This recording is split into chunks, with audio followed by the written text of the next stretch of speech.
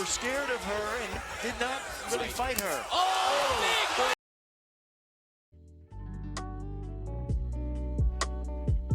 Yup, man, you know what this is. This is your favorite channel, man, CTB. This is Chin Tuck Boxing. I'm your boy, Jay Slay. Say what up to him, man. What's up, everybody? Thanks for tuning in. Most definitely. You tuning into a segment we like to call Chin Check. And it's fight time, man. It's almost that time. Weigh-ins are complete. Weight has been made. And we got some big fights, man, to make predictions on, man. We're going to break it down real quick for you guys. And possibly get some money in your pocket, man, with these outlandish odds, man. We're going to try to see if we put some money in you guys' pocket this weekend. All right, which fight you want to start with first, man? I'm like a kid in a cookie jar right now, man. I don't know what fight to pick first, man. Which fight you want to... what's your least attractive fight you want to break down first to get it out of the way?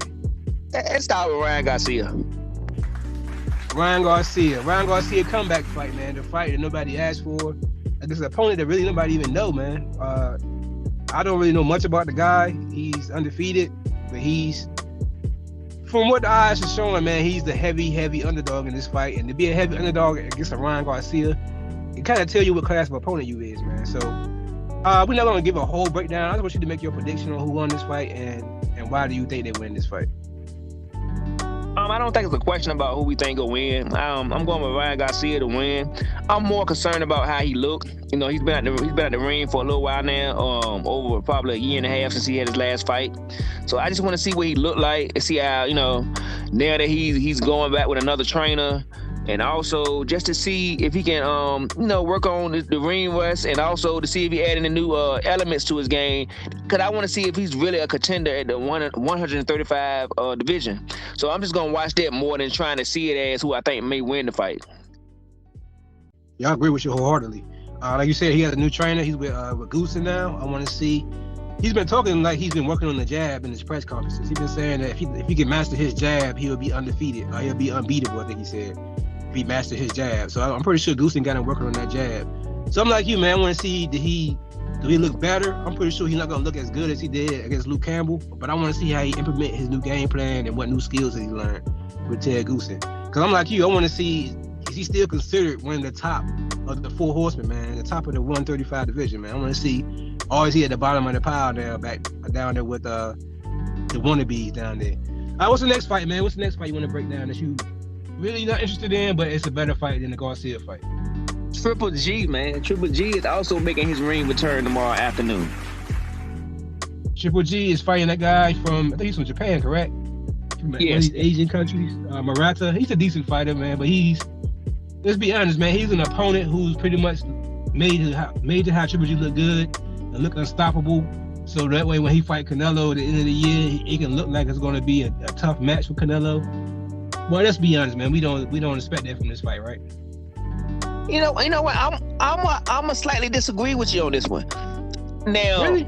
Let's say this: I'm gonna pick Triple G to win this fight, but I would not be surprised with the pressure of knowing that he had a big fight looming with Canelo in the fall, and also, you know, Triple G is getting older, man. He could get into this fight and get old. And the guy he's fighting, Murata, he's a guy that has a good work rate. He's gonna work hard, and he could pull off an upset. So it wouldn't shock me. And you know, at CTB we also give you the odds. And in that fight, you know, Murata is a 5-1 underdog. So if you get $25, you make $125. You know, it might be worth looking at a bet between those two. I'll take Triple G for a late mid stoppage. But I wouldn't be shocked if an upset happens that night, in the evening. That's not a bad bet either. You said 25 to 1? It's 5-1 if you take Murata. So if you put about 25 on it, you'll get 125 back. Oh, 5, okay. It's not a bad bet, man. You put a little bit of gas money on it, you can possibly come back with a full tank of gas, and you make the right bet. Murata can pull it off. Yeah, I'm with you, man. He does have a high work rate, but I think that high work rate is going to set him up for the power punches that Triple G going to throw back at him. But like you said, it ain't a bad pick. It's like small change for a big reward if you want to take that bet. We want to make a little bit of money. All right, man, what other fights coming up, man, that you want to break down really, really quick? That I'm pretty sure the world is probably looking forward also. Let's get to this Showtime card, man. Let's start with the co-main event. Tony Harrison against Sergio Garcia. Let's break it down a little bit and come up with your predictions on that fight. This will be the card I'll be watching live. I think all the other fights, I'm probably just have to play it on my laptop or something and my phone, just glance at it here and there.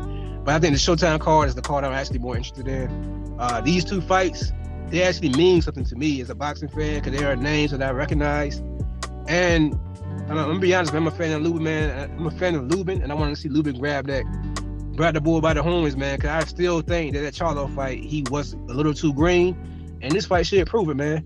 But let's break down the undercard first. Let's go to the Tony Harrison fight, man. You told me the odds of this fight, and it blew my mind, bro. It had me flabbergasted. What was the odds for these guys, man? See if we can make this some money on this fight also. Tony Harrison, surprisingly to me, is a 2.5 to 1 underdog.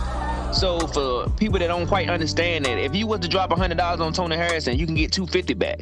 I thought the fight was more of a pick'em, but then to check the odds out and see that Tony Harrison is a 2.5 to 1 underdog, that got me thinking, man, I might have to reach in my pocket and throw a little bit of money on Tony Harrison, man, because Tony Harrison has the power and the boxing skills to win. The only thing you got to worry about with Tony Harrison is that chin.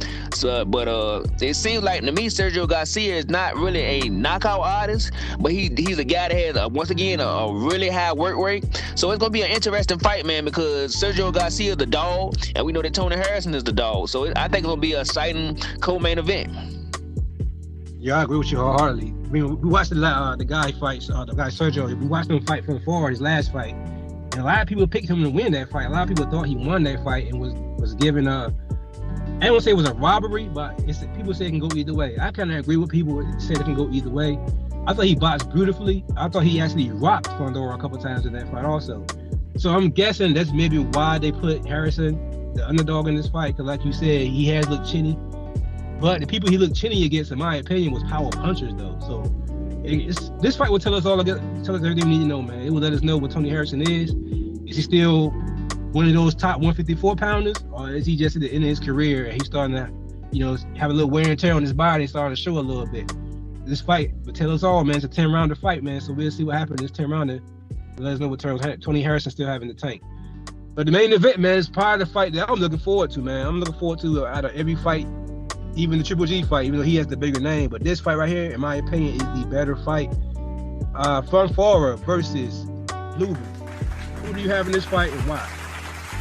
Okay, well, before we get there, I want to ask you a quick question though. Who do you got for that fight between Garcia and Tony Harrison? Who are you picking to win? I'm gonna take Garcia to win that fight, but I think it'll be a close fight. But I just think that Garcia is a little too crafty for Harrison to take that long layoff and pull off that win. But I think it's gonna be a very close fight. But I lean towards Garcia. How about you before I get to the main event?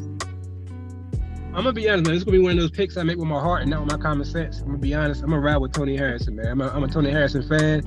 I enjoy watching the saga between him and Charlo. I root for him to come back to that big stage again. So I'm gonna root for him, man. Even though I know common sense might sway you a little bit, seeing his last two performances, and then you watch Garcia's last performance. You kind of see him on the decline, and you kind of see Garcia on the incline. So yeah, I agree with you on your pick, but my heart not gonna let me pick that pick, man. I'm sorry, man.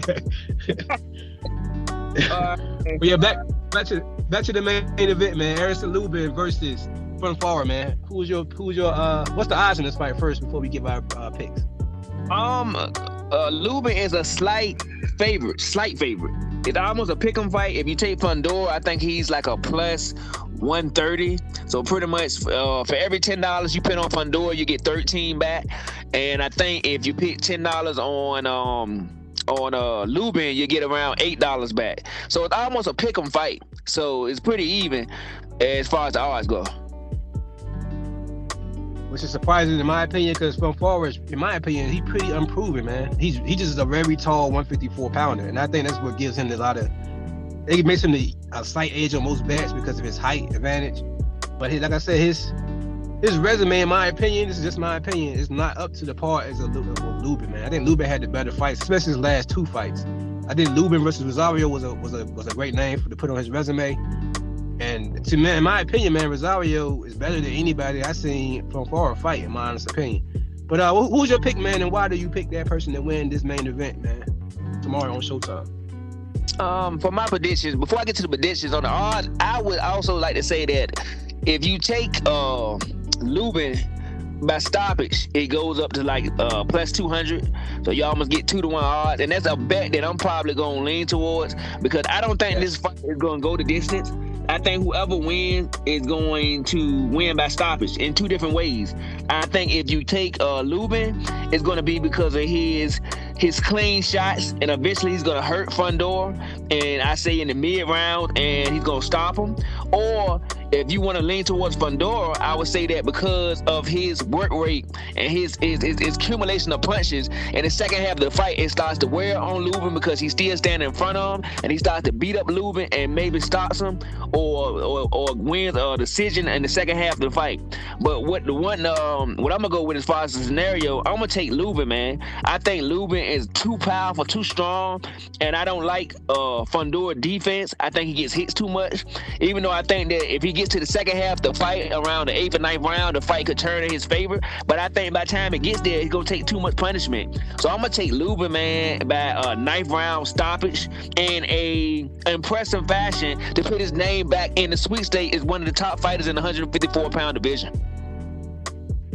That's a great pick, man. I kind of agree with you on the pick on the stoppage, but I'm calling it a little bit early, man. I'm calling it in the mid rounds. I'm gonna say maybe the 5th or the 6th round.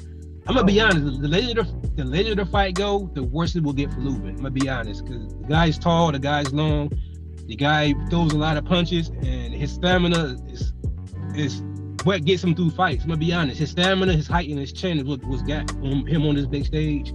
And if he can withstand Lubin punches up for 6 rounds, man, I think he's gonna be, like you say, he's gonna be there to get hit. If he can withstand Lubin punches for that long, it's not gonna be looking good for Lubin, in my opinion. Because that work rate is gonna pick up as Lubin work rate slows down. Plus, there's not to mention it's a lot harder to punch up than it is to punch down. So Lubin gonna have a lot of shoulder burning in the shoulders for punching up so much. Or he's gonna be, like you said, he's gonna tire himself out from trying to get around the guy's jab and trying to work his way in. All that's gonna burn a lot of energy. But I do agree with your pick. I think Lubin, he just punches too hard, man. And after seeing Fonfar get rocked in his last fight against Garcia, I think Lubin power is just like 4 times that. I think Lubin has the power to scratch him, man. It's gonna be Tim Bird on the Jolly Green Giant, in my opinion, man. So yeah, I got Lubin being the winner by the 6th round TKO. All right, man, it was a great fight, man. I'm looking forward to it, man. This is a great show. What else do you have to add to this otherwise stacked card on Showtime, man? What other opinion you have on the fight? I think we covered it all, man. I just want to tell everybody, man, just enjoy tomorrow, man. You got Triple G and in the USA time, you got them around 3 o'clock, and then you got Garcia, and you got Lubin and Fundor. You got Tony Harrison against Garcia at 10 or 11 o'clock at night on Showtime. For us boxing fans, it's Christmas, man. So just enjoy it, man. Then the whole month of April, we're gonna talk about it more. The whole month of April is stacked with a card with Shakur Stevenson and Earl Spence and Dillian White and Tyson Fury. So, man, up through April and May, man. For boxing fans, man, we're just really excited about what's coming up. Most definitely, man. I look forward to it. I love this time of year, but I hate this time of year because, you know, it's between football and basketball.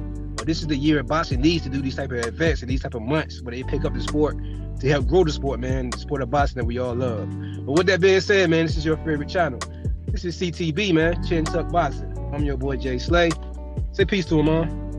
All right, everybody, remember to like, subscribe, hit the notification button, comment. Let's keep this channel growing. Tell your mother, brother, sister, cousin, friend. Tell your enemy about it. Tell your co-worker, tell your neighbor, tell your pastor. Tell anybody you know that loves boxing. You know why? Because we love boxing and you love boxing. But most of all, God, peace and love, and we out of here.